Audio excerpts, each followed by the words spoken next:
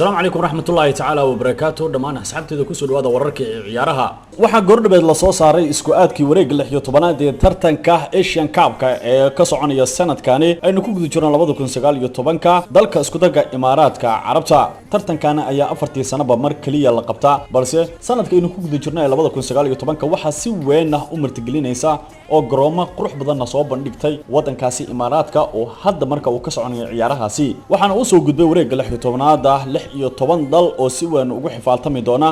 tartanka Asian Cup-ka ee ka soconaya wadankaasi Imaaraadka 24 dal ee sida weyn kaga soo dhex muuqanaysay 8 kamid ah waxa ay ku hareen dhinaca gurubyada 16 kamid ahna waxay u soo baxeen wareegga 16aad oo ay si weyn ugu xifaaltami doonaan dalalka u soo baxay wareegga 16aad ee tartanka Asian Cup-ka ee ka soconaya Imaaraadka ayaa isku aadkooda markaa la sameeyay xulka qaranka wadanka Thailand ayaa 20 bishan waxay wajihi doontaa xulka wadankaasi Shiinaha Iran iyo Oman ayaa sidoo kale iswajihi doona halka Jordan ay ka hortagi doonto xulka qaranka wadankaasi Vietnam Japan iyo Saudi Arabia ayaa iswajihi doona wareegga 16aad ee tartankan Asian Cup-ka South Korea iyo Bahrain ayaa sidoo kale wada kulmi doona Qatar waxa ay ka hortagi doontaa xulka qaranka wadankaasi Iraq Imaaraadka oo martigeliyaasha ahna waxay ka hortagi doonaan 22 bishan xulka qaranka wadankaasi Kazakhstan Australia oo koobkani difaacanaysa oo sanadkii ugu dambeeyay 2015 ku guuleysatay Asian Cup-ka waxay ka hortagi doonaan xulka qaranka wadankaasi Uzbekistan waxaana tartankani Asian Cup-ka la soo gabagabeyn doonaa finalkiisa in la qabto 1 Febraayo ee fooda nagu saysa haduu eebo qadaro wadanka Japan waa dalka ugu badan ee ku guuleystay 4 jeer tartanka Asian Cup-ka sanadihii 1992 sanadkii 2000 2004 iyo 2011 afartaasi jeer oo xiriir ay ku guuleystay xulka qaranka wadankaasi Japan waana dalka ugu badan xulka qaranka wadankaasi Sacuudiya ayaa markaasna ku guuleystay 3 jeer sanadihii 1984 1988 iyo 1996 saddexdaasi jeer ayuu ku guuleystay xulka wadankaasi Saudi Arabia dalka Iran ayaa 3 jeer asna tartankan ku guuleystay sanadihii 1968 iyo 1972 iyo 1976 xulka qaranka dalkaasi South Korea ayaa 2 jeer ku guuleystay tartankani Asian Cup-ka sanadihii 1956 oo markii ugu horeysay tartankani la martigeliyay South Korea ayaa waqtigaas ku guuleysatay 1960kiina waa markii labaad ay ku guuleysteen xulka qaranka wadankaasi South Korea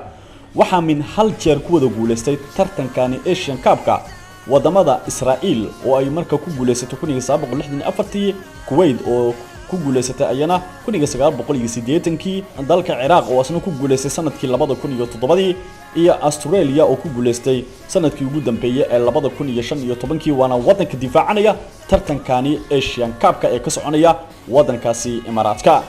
kooxda ka dhisan horyaalka wadanka Talyaaniga ee Napoli ayaa sidoo kale xusaysa inay xilligan qorsheynayaan adduun lacageed gaaraya 30 milyan oo lacagta euro-ga oo dollaraan u dhiganta 34.2 milyan oo lacagta dollarka inay kula soo wareegaan xidiga Lozano oo kamid ah ciyaartoyda ugu muhiimsan ee kooxda kubadda cagta PSV Eindhoven toobaraha kooxda kubadda cagta ee Napoli Mr. Carlo Ancelotti ayaa kalsooni weyn ku qabay in ciiraankani uu noqon doono mid sida ugu dhaqsiyaha badan u imaan doona Napoli balse laacibkan Lozano ayaa si weyn loola xiriirinaya kooxaha Chelsea AC Milan Manchester United iyo Real Madrid dhammaan kooxahaasi waxay xusayaan inay aad ugu baahan yihiin saxiixa laacibkaasi Lozano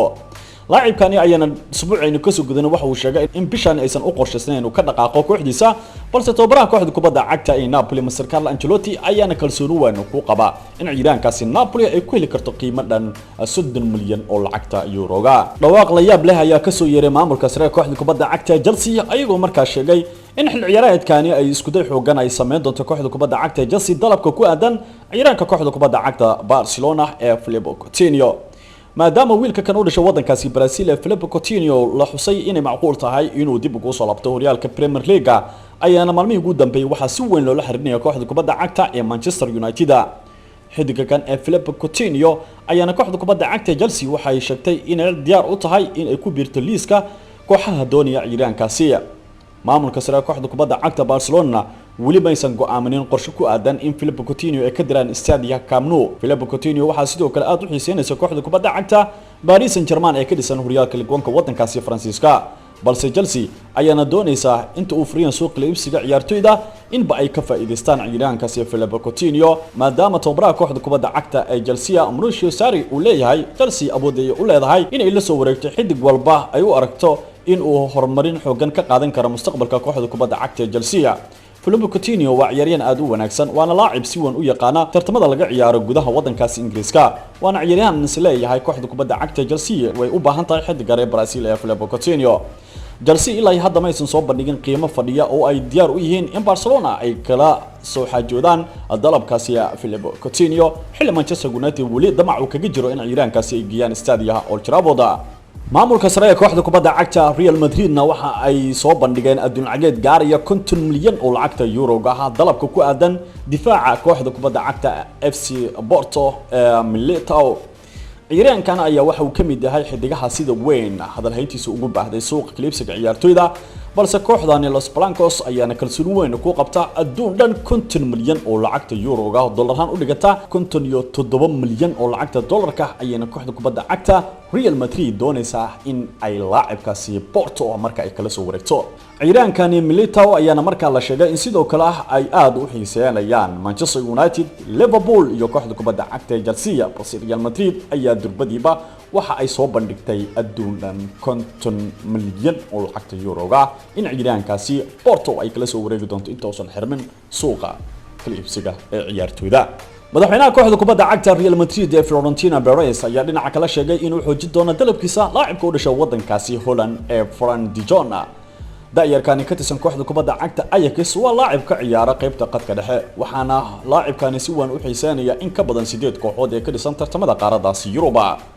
De Jong oo 22 jir ah ayaa heshiiska kooxda kubadda cagta Ajax uu kula joogo waxa uu ka dhici doonaa June sanadka 2022 waqti dheer ayuu ku haystaa in uu kooxdiisa markaa uu ku sii sugnaado. madaxweynaha kooxda kubadda cagta Real Madrid ee Florentino Perez ayaa markaa doonaya in xiddigani De Jong uu midkood badal u noqdo Luka Modric iyo Toni Kroos oo labada ciyaartoyba ay macquul ay tahay in midkooda uu ka dhaqaaqo kooxda balse waxa uu sheegay in De Jong iyo xiddiga kaleba oo xilligan madaxweynaha kooxda kubadda cagta Real Madrid Florentino Perez uu qorsheynayo in sida ugu dhaqsiya badan garoonka Santiago Bernabeu markaa uu keeni doono. De Jong waxa uu sheegay inay si weyn u xiiseynayaan kooxaha kala duwan ee qaaradaas Yurub balse Real Madrid ayaana markaa madaxweynada Florentino Perez waxa uu xusayaa in Real ay xoojin doonto dalabkaasi xiddigaasi 22 jirka u dhashay wadankaasi Holland ee Frenkie de Jong. tobaraha kooxda kubadda cagta Arsenal Unai Emery ayaa waqtiga kana xaadirka u dhaqaaqaya ciyaaraanka ka tirsan kooxda Roma ee Nicolo Zaniolo waa laacib da'yar oo si weyn kaga dhex muuqanaya qaybta qadka dhexe waxaana uu doonayaa in ciyaaraankaasi uu ka mid noqdo xidigaha Arsenal ay la soo wareegi doonto xil ciyaareedkani. warbaahinta wadankaasi Talyaaniga ayaa qaarkood waxay qorayaan xidigani Nicola inuu yahay laacib si weyn u xiiseynaya inuu ka soo dhex muuqdo horyaalka wadankaasi Ingiriiska. 19 jirkaani ayaana markaa la sheegay inuusan ku qanacsaneyn kursiga keedka kooxda kubadda cagta ee Roma. heshiiska kooxdaasina uu kula jooga ayaa waxa uu kaga egyahay sanadka 2024. tobaraha kooxda kubadda cagta Arsenal Unai Emery ayaana markaa sheegay inay dalab degdeg ay ka gudbin doonaan xidigaasi maxaa yeelay waxa ay sheegeen in ciyaaraankan uu yahay laacib mustaqbal ku yeelan kara garoonka Emirates ee kooxda kubadda cagta ee Arsenal. ciyaaraankan Nicolo Zaniolo oo ka mid ah ciyaartoyda ugu muhiimsan ee kooxda kubadda cagta ee Roma balse macallin Unai Emery ayaana waxa uu rajeynayaa in laacibkaasi uu noqdo xidigaha ugu soo horeeya ee kooxda kubadda cagta Arsenal marka ay la soo wareegi doonto xilli ciyaareedkani. kooxda ka dhisan horyaalka wadankaasi Shiinaha ee Shanghai ayaa waqtiga kan xaadirka doonaysa inay la soo wareegto xidigii hore ee kooxda West Ham United ee Dimitri Payet. لاعبكان كتسن كوحدة كبدا عكتا مغزي هوريالك لجوانك ودنك فرانسيسكا أيام مركا لشاعيي إن وقتي كان معقول تهاي نقول دقائق هوريالك ودنك كاسيشينا سيدا مركا إشاعين يسجل ردا سكاي سبورت ماموركا كوحدة كبدا عكتا شنغهاي أيا كبح قرشوه دي كو أدنا حدك ماركو أرنولدوفيتش كتسن كوحدة كبدا عكتا ويست هام يونايتد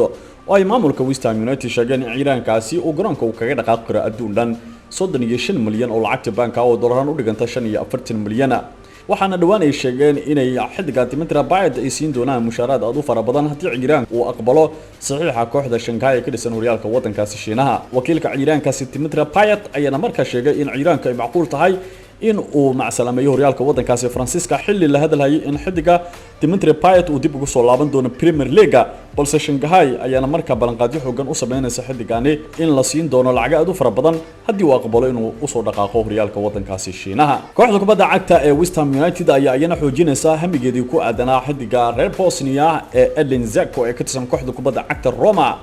ninka kan ayaana markaa la sheegay inay macquul tahay inuu dib ugu soo laaban karo horyaalka wadankaasi Ingiriiska. Laacibkani Edin Dzeko oo da'diisu ay tahay 32 jir ayaa hore ugu soo ciyaaray kooxo ay kamid tahay Manchester City, balse maamulka kooxda kubadda cagta ee West Ham United ayaa doonaya in kooxdooda West Ham United ay xoojiyaan, waxaana ay ku guuldareyseen dalabkii ku aadanaa xidiga kooxda kubadda cagta ee Genoa ee Piatek oo sidoo kale ay xiiseynayeen koox ay kamid tahay AC Milan. West Ham United waxay u arkaan inuu yahay dooqa ugu horeeya laacibkan u dhashay wadankaasi Bosnia kana tirsan qaybta weerarka kooxda Roma Edin Dzeko mid ka mudan in lagu soo biiriyo kooxda kubadda cagta ee West Ham United, waana hadalhaynta maamulka kooxda West Ham oo damac kaga jira xidigaasi Edin Dzeko.